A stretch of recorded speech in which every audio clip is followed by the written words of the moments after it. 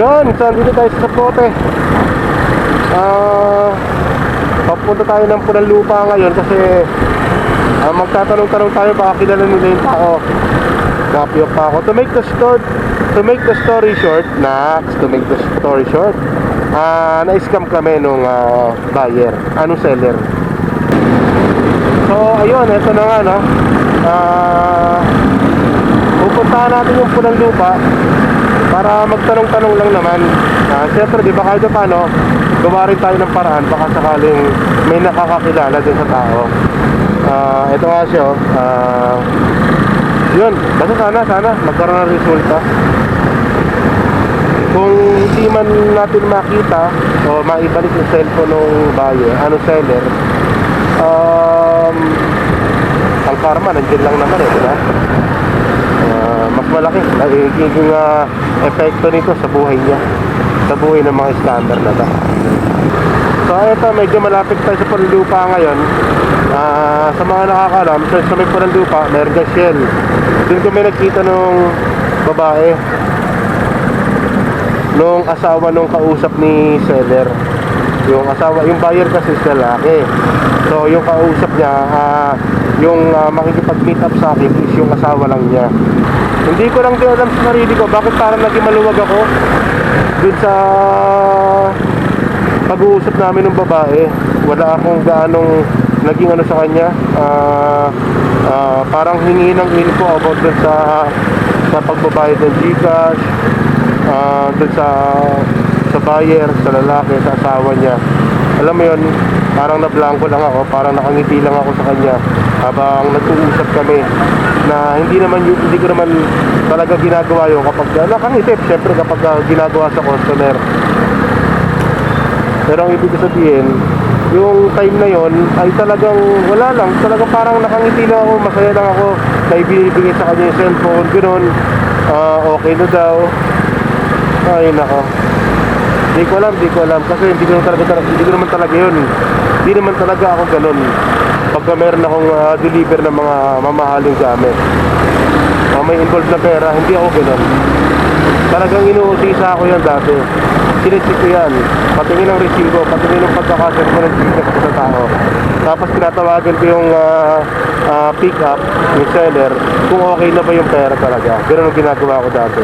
So talagang kagabi, ibang klase lang talaga kagabi. Hindi ko alam kung bakit ako ganun bigla kagabi.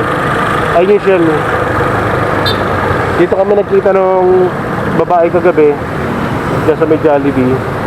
So tumawid siya dito sa may Punallupa, sa Kawit, sa kanto. So magtatanong-tanong tayo dito ngayon. Bigla ako naging duda sa kanya kasi kaya ang ginawa ko, nung tumawid siya, sinundan ko siya ng tingin.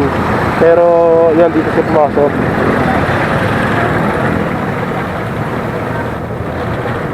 So isa-isahin natin yung mga tindera dito.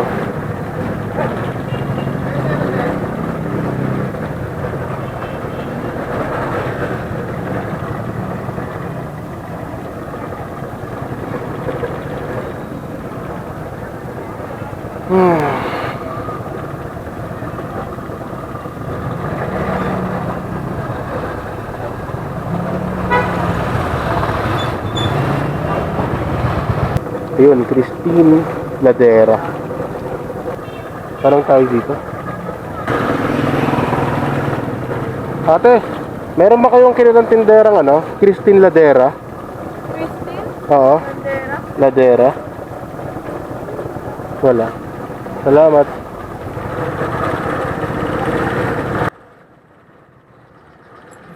Dito ay sinusubukan kong magtanong-tanong sa mga tindera. Baka sakaling may nakakakilala. Although alam ko naman na maaaring ginamit lang nila yung lugar na to para sa gagawin nilang pang-i-scam. Pero syempre, kahit man lang sa ganitong paraan, makagawa man lang tayo ng paraan para mahanap natin yung tao.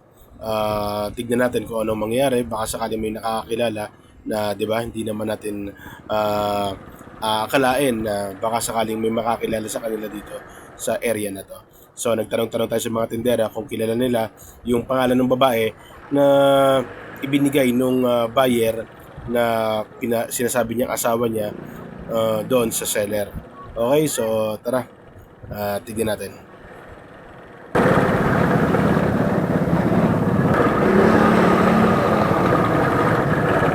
Ate, may kilala kayong ano dito? Christine Ladera? Na tindera, ganyan? Wala.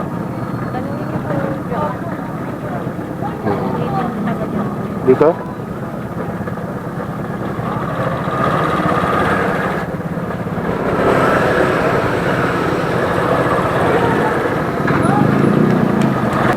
Ate, may kilala po kayong ano? Christine Ladera?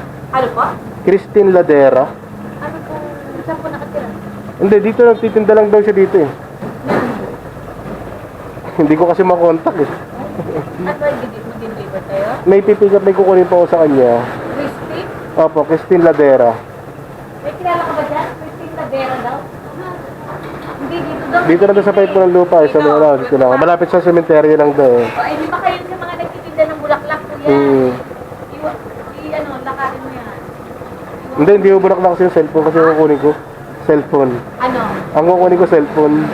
Ang kukunin mo cellphone? Opo. Meron po kayo. Wala po. Sige tayo, okay lang po. Tingnan lang. Kanudas, mga Oo. nagtitinda ng bulaklak. Maraming tindera yun. Sige po. Salamat. Ate, may kilala kayong ano? Christine Ladera? Christine Ladera? Wala. Sige po. So, kasi yung formahan kasi nun kagabi, yung babae is parang tindera. Kaya ako nasabing kunwari nagtitindera. Karoon lang tayo para, ano, diba? At yun yung barangay. So, punta sa barangay, magkatanong tayo doon. Kung meron silang kilalang residente around dito sa lugar nila, sa barangay ng Panalupa, na ganito ang pangalan.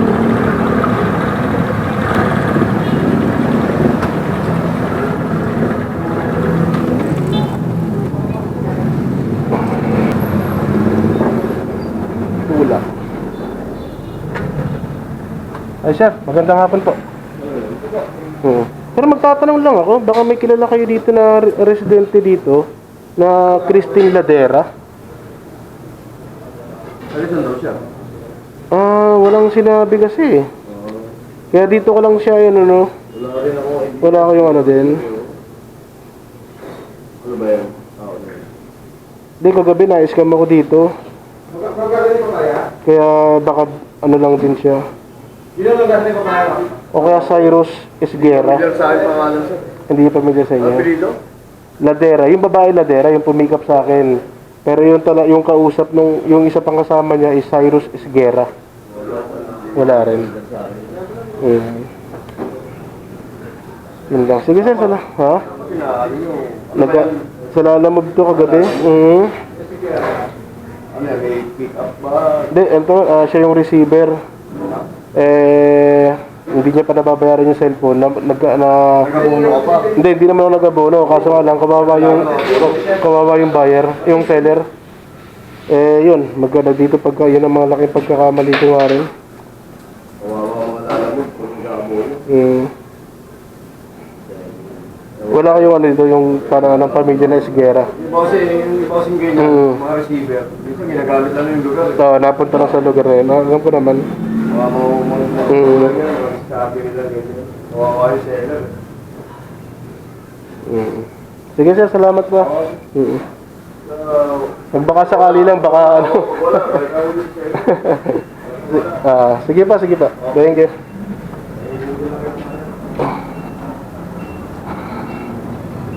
Yun, so ipa-plus ko nga pala dito yung ano, yung pangalan, yung profile ng lalaki, nung Cyrus Esguera. Ipa-plus ko dito sa screen. Tapos yung pangalan din ng babae, yung Christine Ladera, pati cellphone number niya, ipa-plus ko rin dito, ayan, para makita nyo. At saka syempre nga, para maging familiar kayo sa mukha ng lalaki. Kasi sa marketplace niya yata yung nakita eh. Doon yata sila nagkaroon ng transaction sa marketplace. So ayun, yun lang naman po. At sana makita, sana mahuli, sana hindi man ngayon mahuli o ano, sana makarma sila. Okay? Alam ko mas malaki ang magiging balik ng karma sa kanila, sa mga gumagawa ng kalokohan na ganyan. Mas malaki magiging karma nila. So yun lang, boss, Mark James, yun. Pasensya talaga kasi na ano lang ako, nawala sa sarili talaga. Yun, hindi ko alam kung bakit ganun lang kadali yung naging transaction namin. Nung wala naman akong hinihinging resibo na talagang katibayan na nakapagsend na sila ng pera sa'yo. Bossing, pasensya na talaga, pasensya talaga. So, magagawa ko na lang sa ngayon ay i-try na lang na hanapin sa Facebook kung basta kung ano yung pwede kong magawa na maging tulong para maibalik yung cellphone mo. Sana, inshallah, nakita pa natin yung cellphone mo. Okay? Kaya kayo mga nangi-scam, nako, ang balik ng karma sa inyo, malaki, sobra. Okay, so alam ko, hindi kayo takot, pero darating din ang panahon, madadalo din kayo ng karma. Okay, ride safe sa lahat, ingat.